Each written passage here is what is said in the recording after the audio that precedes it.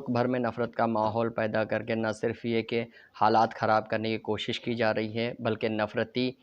लोग जो है समाज दुश्मन अनासिर, फ़िरका परस्त अनासिर इसका फ़ायदा उठाकर मुल्क में बदअमनी पैदा करने की भी कोशिश कर रहे हैं। मुल्क ही नहीं बल्कि महाराष्ट्र और मुंबई में भी अब नफ़रत अंगेज़ पैगामात आम किए जा रहे हैं। यहाँ हिंदू जन आक्रोश रैली के मुताल्लिक़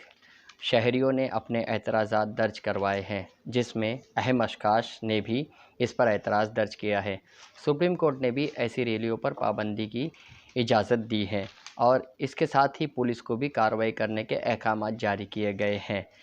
इस मामले में बाबाए कौम महात्मा गांधी के परपोते तुषार गांधी ने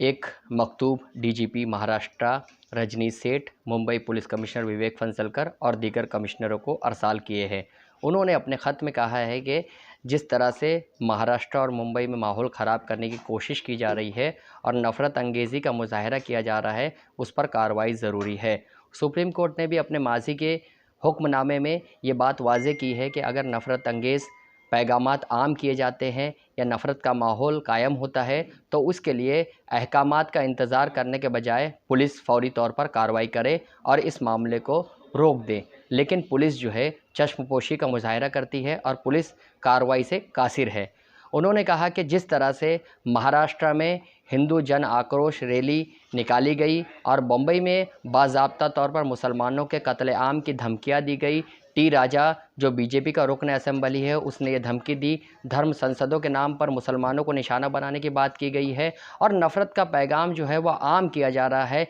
इस पर पाबंदी लगना इंतहाई ज़रूरी है और ये पुरअमन फ़िज़ा के लिए भी ज़रूरी है। इसलिए पुलिस को इस पर गौर करना चाहिए और हालात को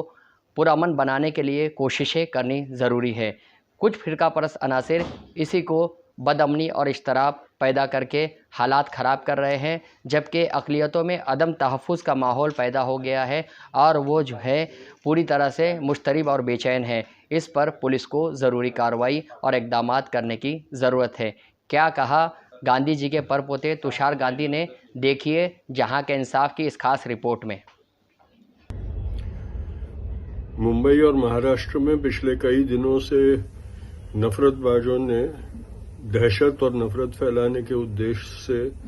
रैलियां निकाली है और उसमें बहुत घृणापात्र नफरत का प्रचार करते हुए, नफरत को उकसाते हुए भाषण भी किए गए। देश की वरिष्ठ न्यायालय में कई ऑर्डरों में उन्होंने ऐसी रैलियां और ऐसे भाषणों के खिलाफ कार्रवाई करने के आदेश दिए हैं। अभी 5 तारीख को मुंबई में जो रैली हुई थी उसके बारे में सुनवाई करते हुए वरिष्ठ न्यायालय के न्यायाधीशों ने ये खेद दर्शाया कि कई ऐसे ऑर्डर होने के बावजूद उनके ऊपर अमल नहीं किया जाता और इसी के कारण नफरतबाजों को खुला दौर मिल गया है घृणा फैलाने के लिए और देश का माहौल बिगाड़ने के लिए, समाज में एक तरीके से तनाव पैदा करने के उद्देश्य से। तो इसी के चलते, इसी के संदर्भ में मैंने महाराष्ट्र पुलिस के आईजीपी को और बम्बई के पुलिस कमिश्नरों को खत लिख कर ये कहा है कि जो रैलियां हुई है और उनमें जो नफरती भाषण किए गए हैं उनके खिलाफ वो कार्रवाई है और उनमें जो नफरती भाषण किए गए हैं उनके खिलाफ वो कार्रवाई करवाए और ऐसी रैलियां ना हो उसकी लिए वो सतर्क रहे और ऐसी रैलियों को परमिशन ना दे। क्योंकि आजकल ये देखा जाता है कि जो पुलिस प्रक्रिया है, पुलिस का जो पूरा तंत्र है, वो उन्हें शिकायत मिलने तक इंतजार करते रहते हैं ये कार्रवाई करने के, जबकि वरिष्ठ न्यायालय ने उनके ऑर्डरों में कहा है कि शिकायत के लिए रुके नहीं